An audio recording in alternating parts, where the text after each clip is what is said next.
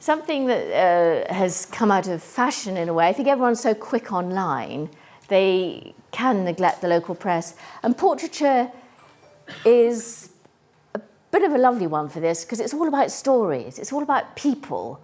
And so if you can find a hook, tell your story, because an article really does bring you to people's attention. I was talking earlier about how people at the exhibition were clicking and taking your information ready for later. And where they go later is the website. So when you're thinking about presenting yourself, the key is a website. Everything else drives to it. Things are changing, they're not fixed. Facebook has been used as a platform, but as a platform it is waning. It's Instagram that's growing. Instagram can be used for transactions. Artists like Emma Hopkins do very successful work with Instagram with millions of followers and sales.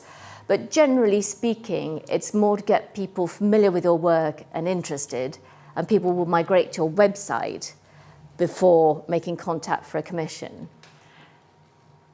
Pinterest gets a lot of interest, but analysing the people on it for the Royal Society of Portrait Painters, the people we're attracting are teachers primarily. It's very good for interior design, so I can see that we could do better on that front.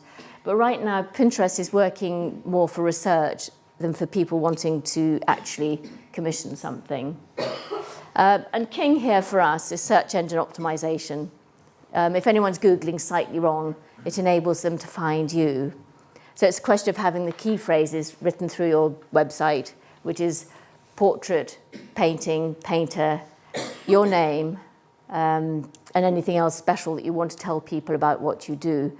And that threads not only through the text of your website, but on the alt tags, the bits that you put in for people who can't see the image, the descriptors, because that's another chance to put in your keywords, and it helps with the search engines. They actually read these things.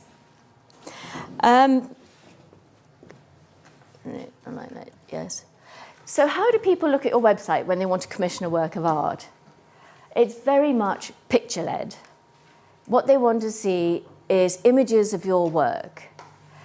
They like to see a group of images to get a sense of your body of work, and then to be able to focus in on the individual work. They don't like lots of fancy stuff before you get there, lots of gateways and moving images and other distracting stuff. They want to go straight to examples of your work. They like reassurance. That's what the biography does in this case. It tells the person looking at your website that other people think you're okay, that you've exhibited, you've got interesting commissions, you've won a prize. So when you're writing your biography, it's not just all about your, the way you work, the way you think, your practice, so to speak. You have to subliminally give the messages of reassurance.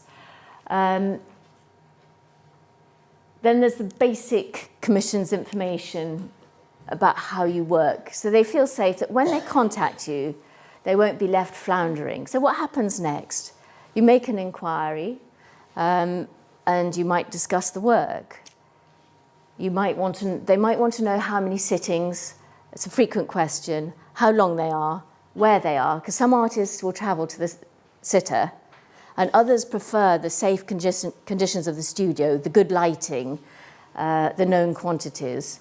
So these sort of things are as well to put up front, so they know what you'll like to deal with. In terms of managing expectations, how the money works is a question. Do you take a deposit? When do you become committed? If I ring you up, will I be committed immediately? You want to give your client a sense that they can talk to you softly without becoming committed, that they can explore, and it's only when they book a sitting that they become committed to this. A lot of artists will have a works for sale section, where I'd say be very careful if you're exhibiting, not to double sell it, to take it off. It's quite easy to run into problems if you forget you've got to work on your website and then you put it in a gallery. The other thing that's key is the image and it's the contact. So you want people to see your work, like it, and make contact. And as an addition, collect the email addresses, because then when you do something interesting or you have a show, you can tell people.